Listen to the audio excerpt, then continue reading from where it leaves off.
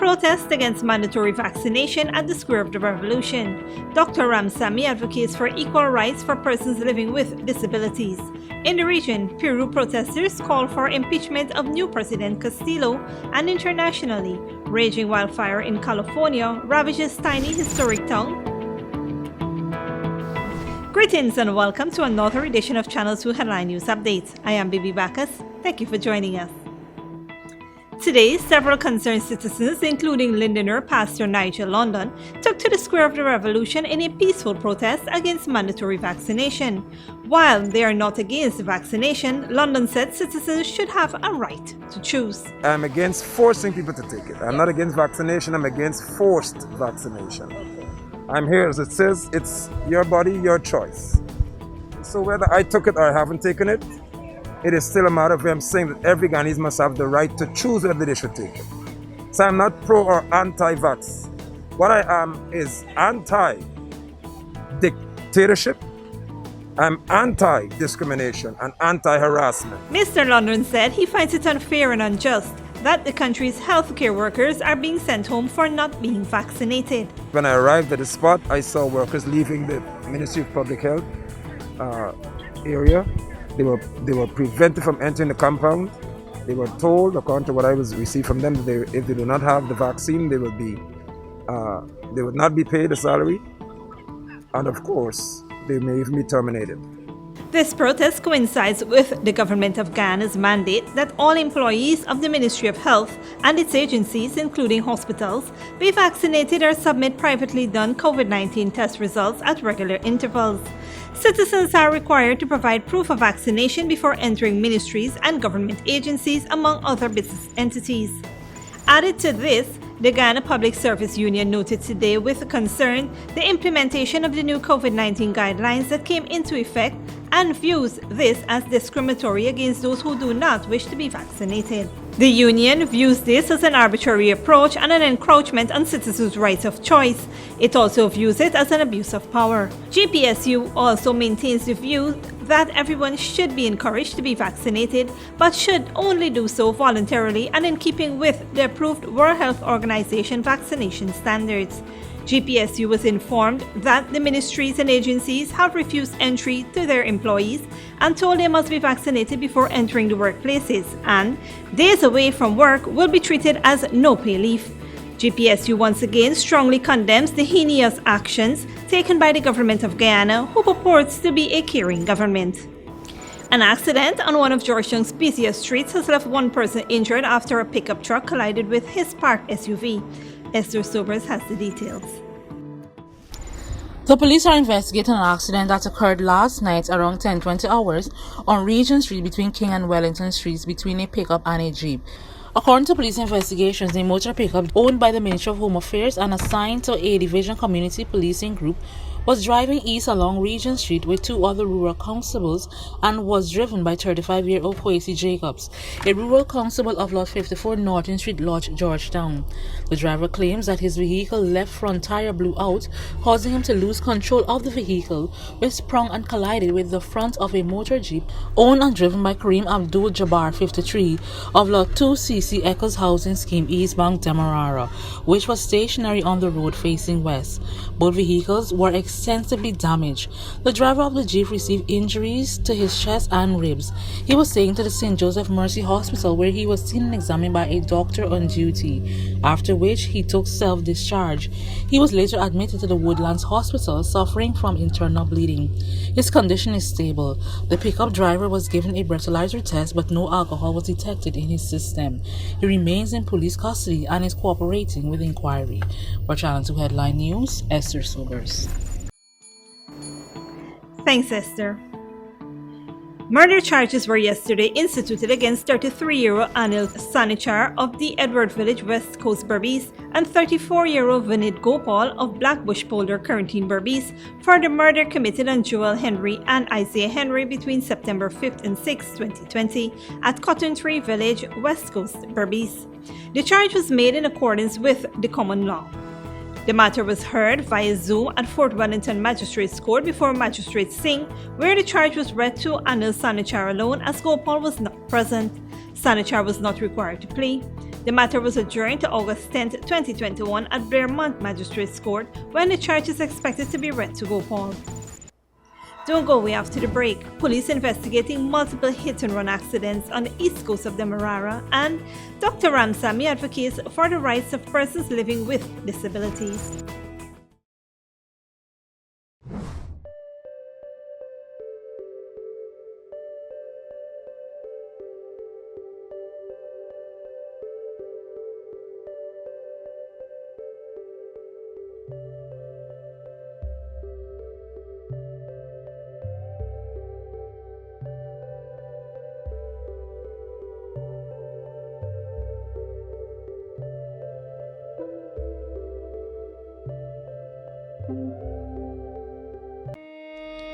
Survival Shopping Complex brings to you its delivery service, Shop through WhatsApp. This process is simple. All you need to do is call or message your grocery list to 613-9683 and we will select your items for you and have them delivered directly to you, even out of town. This is convenient because we can stay on the phone with you as we select your favorite brands. We're happy to do your shopping for you. Contact us on WhatsApp today and shop price smart at Survival Shopping Complex. When you need money and you gotta get it fast, Creative Jewelry and Pawn Shop is the place for that confidential transaction in a quiet and secure location. You'll get the highest value per pennyweight for your gold and also enjoy the lowest interest rates and longest payback period too. Yes, for that instant transaction to solve a pressing financial problem. That Creative Jewelry and Pawn Shop, 46 Boyle Place, that's between the Ministry of Housing on Brick Dam and White Castle Fish Shop. Be your first and only choice. Creative Jewelry and Pawn Shop, safe and sound, solid and secure, always there for you. Telephone 231-7878 and 223-8955. Tastes so good. It's gotta be made with Alabama Baker wheat flour. Produced from quality soft winter wheat and quality enzymes to give a superior product that's guaranteed to be luscious, delightful to taste, and stays fresher longer. Alabama Baker wheat flour is perfect for breads, roti, puri, pastries, chow mein, pastas, and many other delights. Imported and distributed by Alabama Trading. 6566 Robb Street, Borda, and 23 Lombard Street. Telephone 225-5800. Welcome to Kissoon's Furniture. Find everything you need for your home and more under one roof in our newly decorated showroom. Our locally crafted furniture has been perfected over the last 60 years. From our hands to your home, we also bring to you our newly introduced lines of imported furniture and sleep center, where you can find a wide range of beds and mattresses. Kissoon's Furniture, furnishing homes for over 60 years. Good girl forget things. What's the problem, Granny? I want money for borrow for those surgery. I was dancing and I fall and fracture my hip. If you need some quick money, you should check Lender's Jewelry and Pawn Shop. Lender's Jewelry and Pawn Shop, Lot 238 South Road, Border, Georgetown. Get jewelry made to order in just 72 hours. We also accept vehicles. Lender's, best rates, longest payback period. Boys, I get through. Plus, I could dance again. Lender's Jewelry and Pawn Shop. Welcome back. Advisor to the Minister of Health, Dr. Leslie Ramsamy says persons living with disabilities must be treated equally and have equal employment rights. He made this statement on Thursday at a graduation ceremony held by the National Vocational Training Center for Persons with Disabilities. So, if we talk about equity and equality for every citizen, then we also have to create an environment in which persons living with either physical or mental disabilities or other disabilities can equally access training opportunities. He noted that there must be an increase in investment for training and educational opportunities for persons living with disabilities. Dr. Ramsamy said those individuals must not be excluded from society but must be able to participate fairly. The director of the training center, Dr. Arian Manger, said The center helps persons with disabilities to become independent. The Open Doors Center has come a long way and have definitely seen growth in this area of helping young persons with disability. Dr. Manger said persons between the ages of 16 and 45 can enroll in the training program. She noted that persons with disabilities have many challenges, and the center aims at helping them to live independent and full lives. Meanwhile, best graduating student, 21-year-old Angela Josiah, who excelled in the beauty care program, said she will forever be thankful for the training received. The 22 participants graduated in the fields of carpentry, beauty care, information technology, and garment and craft. Police are investigating 2 hit-and-run incidents which occurred on the east coast of Demerara, leaving both victims seriously injured. Esther Sobers brings you the details. Police are investigating a hit-and-run accident on the Rupert Craig Highway and Convention 3 Public Road around 11:50 p.m. last evening. The facts reveal that the motorcycle was driven by 35-year-old Lyndon Leach of Lot 2 Ansgrove, East Coast, Demerara, and a motorcar whose owner's name, address, and license plate number were unknown. The details of the accidents are still unknown. However, the motorcyclist is presently undergoing surgery at the Georgetown Public Hospital Corporation for a fractured right leg. His condition is stable. Inquiries are in progress. Police have also recorded yet another hit-and-run accident on the railway embankment on Liliandale, East Coast, Demerara, involving a 60-year-old pedestrian and a motor vehicle, which occurred last evening at around 2:10 this morning. According to police reports, the pedestrian, whose identity was not given, was walking along the southern side when he was struck by a motor vehicle traveling in an unknown direction, which drove away. As a result of the collision, the pedestrian fell, receiving injuries to his body. He was picked up by the EMT personnel in an unconscious condition and taken to the Georgetown Public Hospital Corporation, where he was seen and examined by a doctor on duty and later admitted as a patient in the Accident Emergency Unit, Critical Bay. The 60-year-old man sustained broken legs and laceration to his head and body. When the police arrived on the scene, the vehicle's registration plate was discovered along the road. Further investigation is in progress. For Channel 2 Headline News, Esther Sobers. Thanks, Esther. Don't go away after the break. Peru protesters called for impeachment of the new President Castillo, and UN under pressure to do more to resolve conflicts in Afghanistan. But before that, here's the bridge retraction schedule.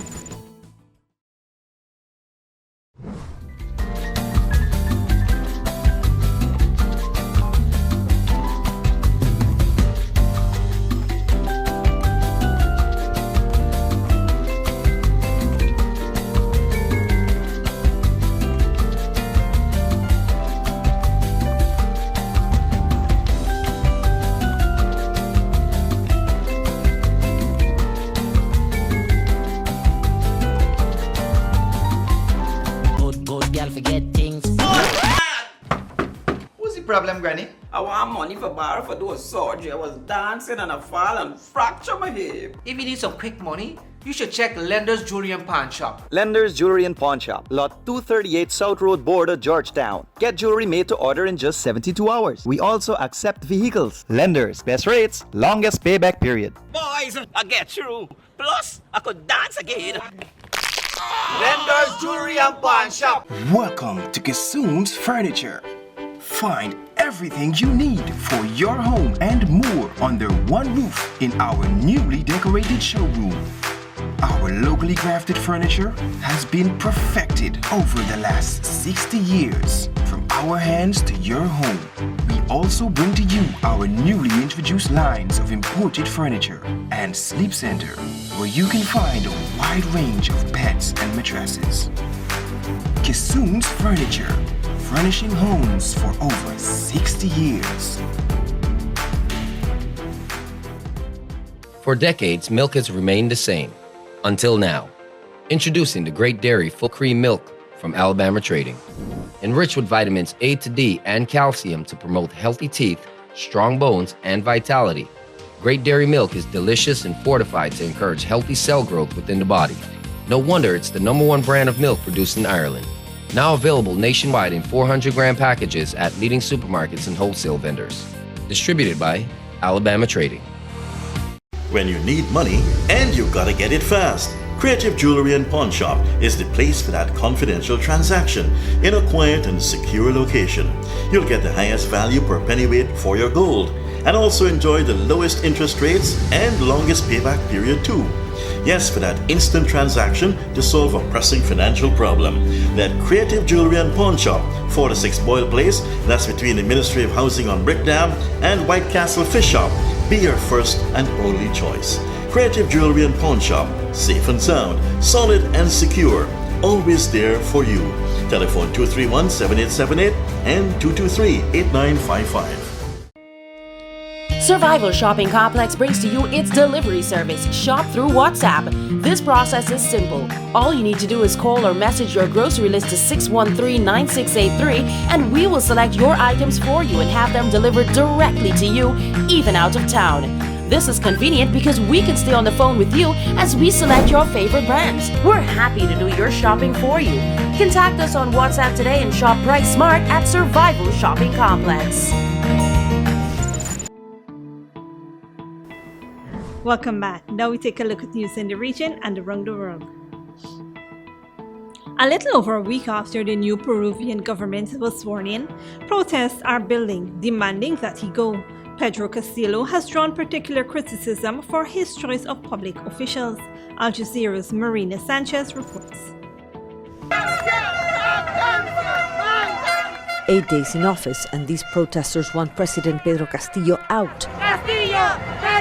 They marched towards Congress demanding nothing less than an impeachment now. I'm here because I want him vacated. I don't want communism in my country. I lived through terrorism here, and now what? They're governing? How could that have happened? Protesters are angry at Castillo's choice of some high-ranking officials.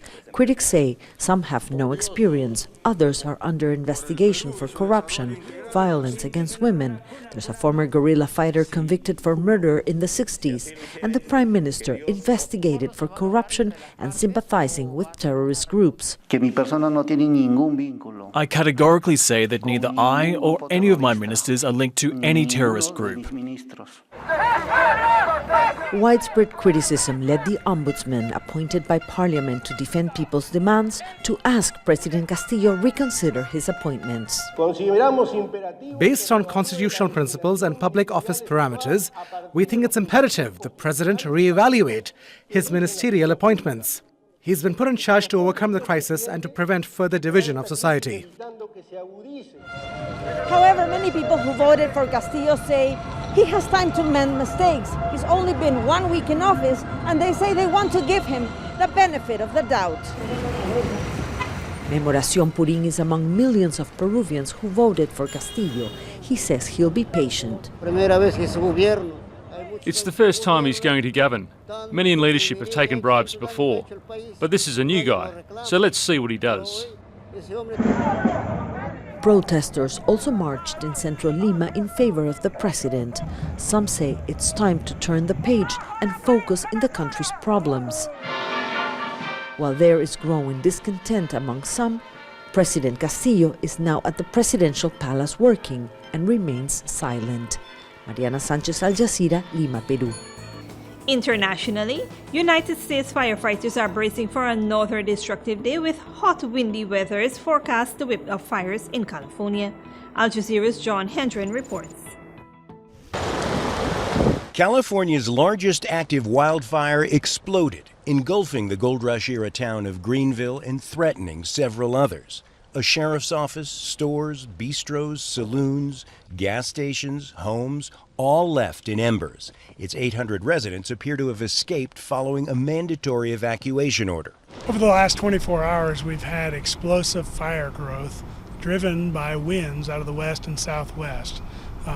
Meteorologists have given a red flag warning where we have historically dry conditions, low humidity, low fuel moisture, combined with those winds that drove the fire. As we drove through mountain passes to reach Greenville came another evacuation order for Taylorsville. Then, one after the other, for Clear Creek, Westwood, Pinetown, Walker Lake, and the list goes on. The Dixie Fire's been burning for 3 weeks, fueled by dry conditions and high winds, taking out an area the size of New York City. Even with 5,000 people battling the blaze, it's only 35% contained. On Wednesday, it was the 8th largest fire in California history. By Thursday, it was 6th. Across the country, it's shaping up to be a record-breaking fire season, outpacing 2020, the worst year ever recorded. 26,000 firefighters are battling 100 blazes in 14 states. We still have to keep our head in the game because we still have the peak months ahead of us. With no end in sight, firefighters say they're battling the Dixie blaze one day at a time. The priorities today are to aggressively attack the fire perimeter north of Greenville. Greenville still has active fire and a structure assessment going on at the same time, but we're still continuing to fight the fire. So our firefighters and our aerial resources are working in concert to drop retardant and water, while our ground crews and dozers and heavy equipment and engines are working to provide structure protection. Some fires were sparked by lightning strikes. A local utility, Pacific Gas and Electric, says its equipment might have sparked the Dixie Fire, which shows no signs of abating. John Hendren, Al Jazeera, Greenville, California.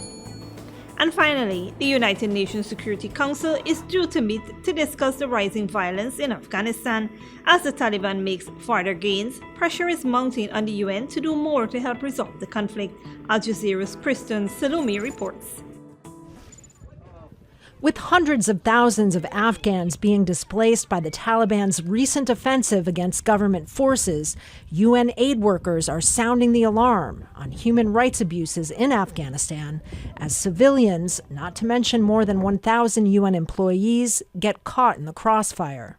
UNICEF said today it is outraged by a report that a 12-year-old boy from Shirin Tagab district in Faryab province suffered a brutal flogging by a member of an anti-government group. Women in particular are at risk from violence and the loss of basic rights. A letter signed by prominent feminists and rights activists calls on the Security Council to authorize a peacekeeping force under Resolution 1325, which demands the protection of women in armed conflict. Women are at risk for being women, and we know many of the things that are happening. I will not repeat the litany of what has happened to women during the advance. So the primary thing is to get a ceasefire. Betty Reardon, who worked to get the resolution passed in 2000, says it also promises women a seat at the negotiating table.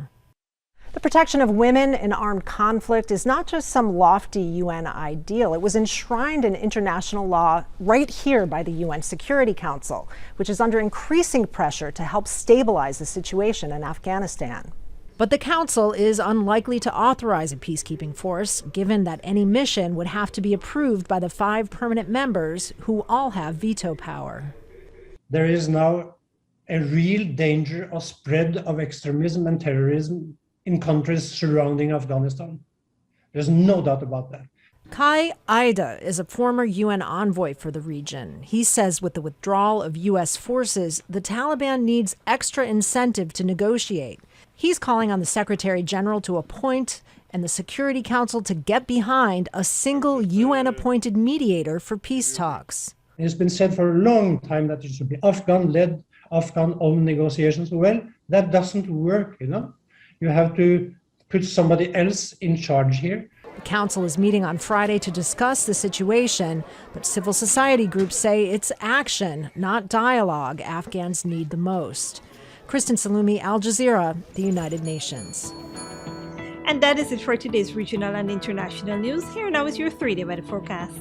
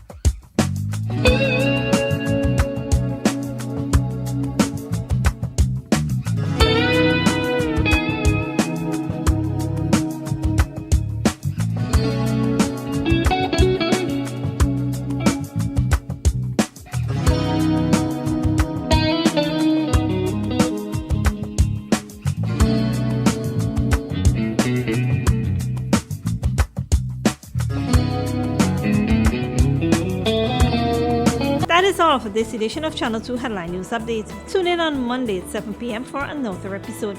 Be sure to subscribe, like, and follow us on Facebook and YouTube. Until then, stay safe and take care.